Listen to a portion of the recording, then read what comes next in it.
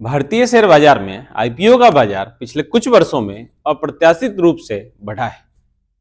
जहां पिछले कई वर्षों में स्थापित कंपनियां सिर्फ आईपीओ लेकर आती थी, वहीं अब छोटे स्टार्टअप्स, स्थानीय शोरूम और घाटे में चल रहे कंपनियां भी आईपीओ लेकर आ रही। बढ़ते ट्रेंड्स के साथ ही सवाल खड़ा होता है, क्या यह आईपीओ वाकई में निवेशकों के लिए फायदेमंद है या एक बड़ा धोखा हो सकता है?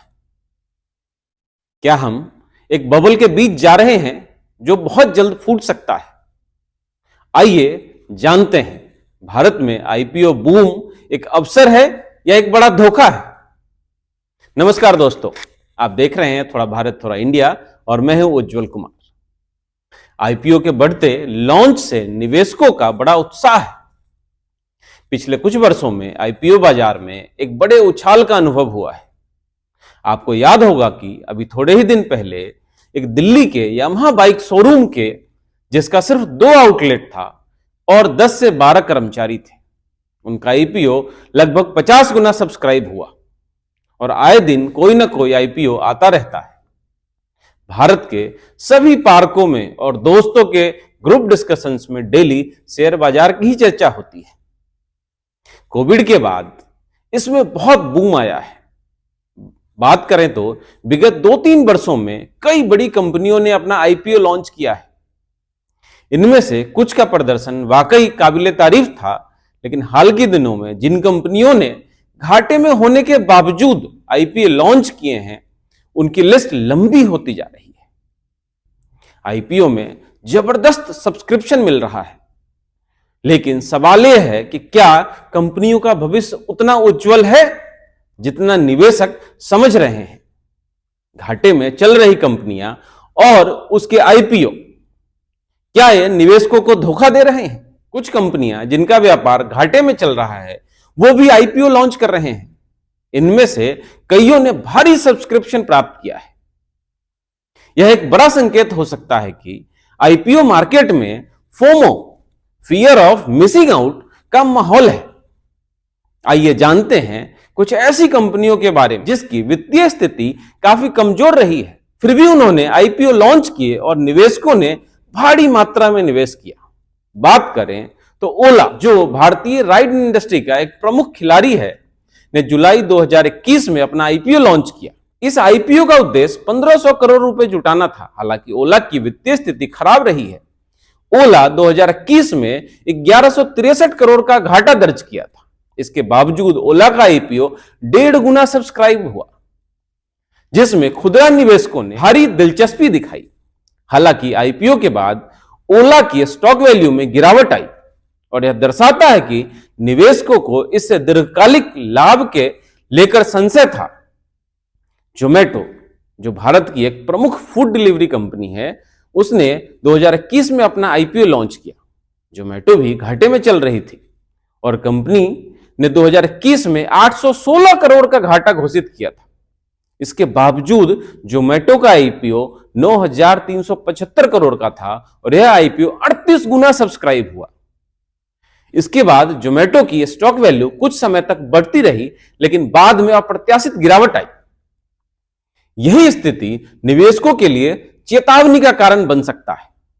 पेटीएम, जो डिजिटल पेमेंट की दुनिया में एक बड़ा नाम है, 2021 में 18,300 करोड़ का आईपीओ लॉन्च किया, लेकिन पेटीएम की वित्तीय स्थिति बहुत खराब थी। 2021 में ही पेटीएम ने 4,230 करोड़ का घाटा दर्ज किया था। इसके बावजूद पेटीएम का आईपीओ 1.9 टाइम्स सब्सक्राइब हुआ। पेटीएम की लिस्टिंग के बाद उसकी स्टॉक वैल्यू में भारी गिरावट आई, जो निवेशकों के लिए एक बड़ा झटका साबित हुआ।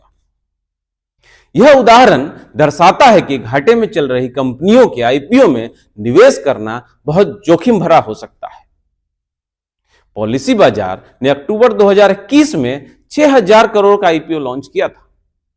पॉलिसी बाजार का व्यापार बढ़ता हुआ दिख रहा है, लेकिन इसके बावजूद कंपनी ने 2021 में 173 करोड़ का घाटा दर्ज किया है। इसके बावजूद पॉलिसी बाजार में 17.5 गुना अधिक सब्सक्राइब हुआ। हालांकि आईपीओ के बाद पॉलिसी बाजार की स्टॉक वैल्यू में उतार चढ़ाव देखा गया। जो निवेशकों के लिए एक बड़े चेतावनी का संकेत था। नायका, जो एक प्रमुख ई कॉमर्स प्लेटफॉर्म है, ने अक्टूबर 2021 में अपना आईपीओ लॉन्च किया। नायका के लिए आईपीओ की प्रक्रिया बहुत शानदार रही। इसने भी घाटे में चलने की जानकारी दी थी।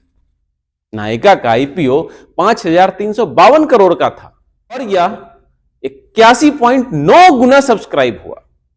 हालांकि नायका ने अपने घाटे को शॉर्ट करने के लिए कुछ कदम उठाए, लेकिन उसकी लिस्टिंग के बाद से ही इसकी स्टॉक वैल्यू में काफी उतार चढ़ाव रहा है।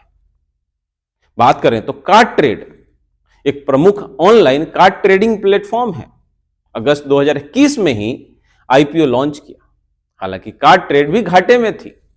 2021 में ही इसने 292 करोड़ का घाटा दर्ज करवाया था। इसके बावजूद इसका आईपीओ 20 गुना सब्सक्राइब हुआ। इसके बाद कंपनी के स्टॉक वैल्यू में हल्की सी गिरावट आई, जो निवेशकों के लिए एक चिंता का विषय बना हुआ है। अभी आप सभी ने ओयो रूम्स के आईपीओ के बारे में सुना होगा, जिसका सभी शहरों में एक के बाद एक होटल बंद होते जा रहे हैं। आप अपने आसपास देखिए। पर क्या आपको लगता है या अगर यह आईपीओ आएगा तो लोग इसको सब्सक्राइब नहीं करेंगे? जरूर करेंगे। इसको भी कई गुना सब्सक्राइब करेंगे। छोटे व्यवसाय और शोरूम के आईपीओ भी आने लगे हैं। क्या ये निवेश के लायक है? दिल्ली में यामाहा शोरूम ने भी अपना आईपीओ लॉन्च किया था। उसके सिर्फ 2 शोरूम थे।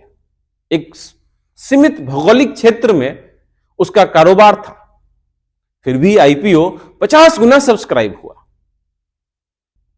जो यह दर्शाता है कि निवेशकों को छोटे व्यवसायों के आईपीओ में भी दिलचस्पी भारी है। हालांकि यह निवेशकों के लिए एक बड़ा जोखिम हो सकता है, क्योंकि इस प्रकार के व्यवसाय के साथ लंबी अवधि तक टिकने का कोई ठोस योजना नहीं होती है। अब बात करें तो सफायर फूड्स ने पिज्जा हट और केएफसी जैसे बड़े रेस्टोरेंट्स ब्रांड की फ्रेंचाइजी के रूप में अपनी पहचान बनाई है।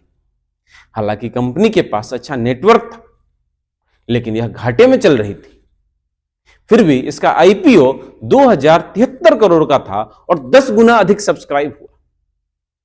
निवेशकों ने इसे एक बड़ा अवसर माना, लेकिन क्या असल में यह एक अच्छा निवेश है या सिर्फ आकर्षक ऑफर? भारत में आईपीओ की भारी सब्सक्रिप्शन की संख्या ने जबरदस्त वृद्धि हो रही है। कुछ आईपीओ ऐसे हैं जो 100 और 200 गुना अधिक आवेदन आ रहे हैं। यह निवेशकों के बीच एक तरह का FOMO, fear of missing out उत्पन्न करता है, जो उन्हें अधिक से अधिक आवेदन करने के लिए प्रेरित करता है। लेकिन क्या इन कंपनियों के आईपीओ वास्तव में फायदेमंद हैं? या फिर यह एक बहुत बड़ा बबल का हिस्सा हो सकता है? आईपीओ का बाजार भारत में बढ़ रहा है, लेकिन इसके साथ ही जोखिम भी बढ़ रहे हैं। घाटे में चल रही कंपनियां और छोटे व्यवसाय के आईपीओ में निवेश करते समय हमें कई बातों का ध्यान रखना चाहिए। क्या यह आईपीओ सही है, या फिर हम जल्दी ही एक बबल के फूटने का गवाह बनने जा रहे हैं? जितना जल्दी आप ललचाएंगे, उतना ही जोखिम होगा। क्या आप इस आईपीओ के बुलबुले में फंसने के लिए तैयार हैं, या फिर आप सही समय पर बाहर निकलने का रास्ता तलाशेंगे? निवेशक बिना किसी सही जानकारी के आईपीओ में निवेश कर रहे हैं, बस इसे एक ट्रेंड या अवसर समझकर। सवाल यह उठता है कि क्या यह आईपीओ वाकई में निवेशकों के लिए लाभकारी है, यह एक बड़े बबल के रूप में फूटने वाला है? जब एक आईपीओ इतना अधिक सब्सक्रिप्शन संख्या प्राप्त करता है, तो यह कंपनियों के लिए एक संकेत हो सकता है कि बाजार में अधिकतर निवेशकों में एक संभावित सुपरहिट समझ रहे हैं। लेकिन दीर्घकालिक नजरिए से क्या यह सही दिशा में है? आईपीओ को लेकर कुछ धोखाधड़ी के मामले भी सामने आए हैं। कुछ कंपनियां अपने वित्तीय स्वास्थ्य और व्यावसायिक मॉडल को सही तरीके से प्रस्तुत नहीं करते हैं। इसके परिणाम स्वरूप निवेशक बिना किसी पूरे जानकारी आईपीओ में निवेश करते हैं, जो बाद में उनके लिए घातक साबित हो सकता है। बाजार में कुछ ऐसी भी कंपनियां हैं जिनका व्यवसायिक मॉडल स्पष्ट नहीं होता है, जो पहले ही वित्तीय संकट से जूझ रही है, लेकिन वे फिर भी अपने आईपीओ के माध्यम से निवेशकों से पैसा इकट्ठा कर रही हैं। इसके साथ ही कुछ कंपनियों के आईपीओ में निवेशकों को यह जानकारी नहीं मिल पाती कि क्या वे कंपनियां सही मायने में एक वास्तविक व्यवसाय की योजना और मॉडल के साथ काम कर रही है या नहीं। ऐसे में धोखाधड़ी के मामले सामने आना स्वाभाविक है। किसी किसी को तो यह कंपनी केवल उस उद्देश्य से आईपीओ लॉन्च करती है ताकि पहले ही संकट में चल रहे एक व्यवसाय को नई वित्तीय जीवन रेखा मिल सके। जैसे आईपीओ का बाजार बढ़ रहा, चेतावनियों का ध्यान रखना भी जरूरी है।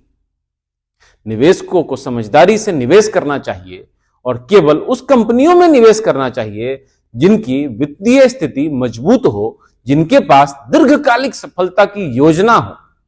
हालांकि आईपीओ का बूम भारतीय शेयर बाजार में विकास का नया संकेत हो सकता है, लेकिन यह भी एक संभावित बुलबुला हो सकता है जो अंततः फूट सकता है।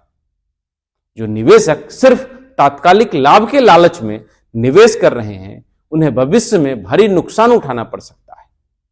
इस संदर्भ में निवेशकों को सावधानी और जागरूकता से काम लेना चाहिए। आईपीओ का बाजार भारत में तेजी से बढ़ रहा है और यह एक सकारात्मक संदेश हो सकता है, लेकिन इसमें जो जोखिम है वह भी छिपे हुए नहीं है। विशेष रूप से घाटे में चलने वाली कंपनियां और छोटे स्टार्टअप्स के आईपीओ में निवेश करना एक बड़ा खतरा हो सकता है। निवेशकों को अपने निर्णय को लेकर सावधानी बरतनी चाहिए और केवल उन कंपनियों में ही निवेश करना चाहिए जो स्पष्ट, मजबूत और दीर्घकालिक व्यापार की योजनाओं के साथ आती है। आईपीओ के बूम के साथ जुड़ी धोखाधड़ी और निवेशकों के नुकसान की घटनाओं से भी बचने के लिए जागरूकता जरूरी है। आपका धन्यवाद।